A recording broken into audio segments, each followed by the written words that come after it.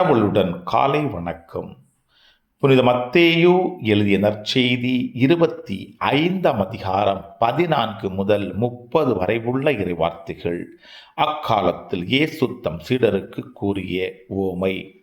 விண்ணரசை பின்வரும் நிகழ்ச்சி வாயிலாகவும் விளக்கலாம். நெடும் பயணம் செல்லவிருந்த ஒருவர் தம் பணியாளர்களை அழைத்து அவர்களிடம் தன் உடைமைகளை ஒப்படைத்தார்.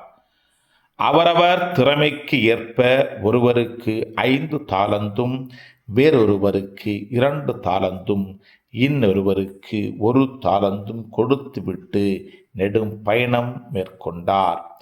5 தாலந்தை பெற்றவர் போய் அவற்றை கொண்டு வணிகம் செய்து வேறு 5 தாலந்து ஈட்டினார். அவ்வாறே 2 தாலந்து பெற்றவர் மேலும் 2 தாலந்து ஈட்டினார். 1 தாலந்து பெற்றவரோ போய் நிலத்தை தோண்டி தம் தலைவனின் பணத்தை புதைத்து வைத்தார். நெடுங்காலத்திற்கு பின் அந்த பணியாளனின் தலைவர் வந்து அவர்களிடம் கணக்கு கேட்டார். 5 தாலந்து பெற்றவர் அவரை அணுகி வேறு 5 தாலந்தை கொண்டு வந்து, ஐயா, 5 தாலந்தை என்னிடம் ஒப்படைத்தீர், இதோ பாரும், இன்னும் 5 தாலந்தை ஈட்டியுள்ளேன் என்றார்.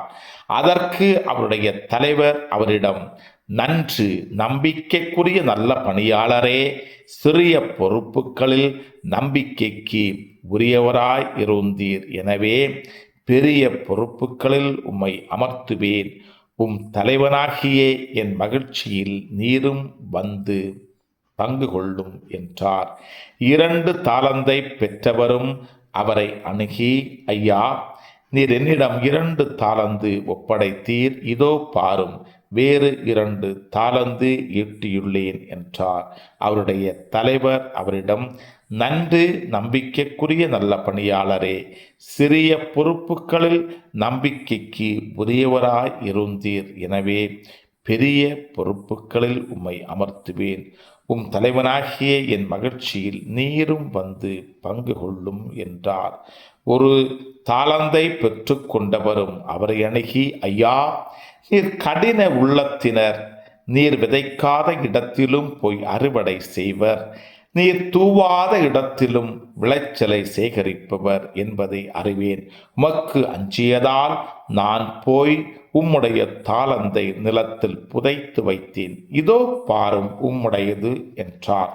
அதற்கு அவருடைய தலைவர், சோம்பேறியே, பொல்லாத பணியாளனே, நான் விதைக்காத இடத்திலும் போய் அறுவடை செய்பவன், நான் தூவாத இடத்திலும் போய் சேகரிப்பவன் என்பது உனக்கு தெரிந்திருந்தது அல்லவா? அப்படியானால் என் பணத்தை நீ வட்டிக் கடையில் கொடுத்து வைத்திருக்க வேண்டும். நான் வரும்போது எனக்கு வரவேண்டியதை வட்டியோடு திரும்ப பெற்றிருப்பேன் என்று கூறினார். எனவே அந்த தாலந்தை அவனிடமிருந்து எடுத்து 10 தாலந்து உடையவரிடம் கொடுங்கள். ஏனெனில் உள்ளவர் எவருக்கும் கொடுக்கப்படும், அவர்கள் நிறைவாக பெறுவர். இல்லாதோரிடமிருந்து அவர்களிடம் உள்ளதும் எடுக்கப்படும். பயனற்ற இந்த பணியாளனை புறம்பேயுள்ள இருளில் தள்ளுங்கள், அங்கே அழுகையும் அங்கலாய்ப்பும் இருக்கும் என்று அவர் கூறினார். கிறிஸ்துவின் நற்செய்தி. இந்த நாள் இனிய நாளாக அமைய வாழ்த்துக்கள்.